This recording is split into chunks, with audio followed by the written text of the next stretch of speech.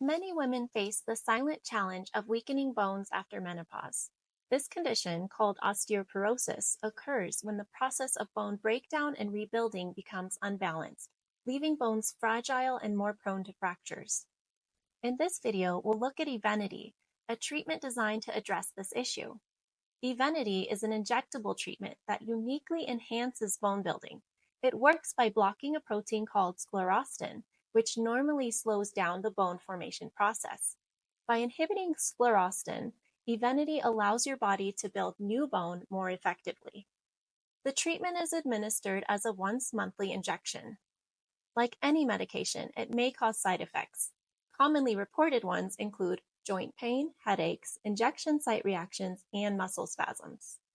This material is provided for educational purposes only and is not intended for medical advice, diagnosis, or treatment. Always consult with your healthcare provider.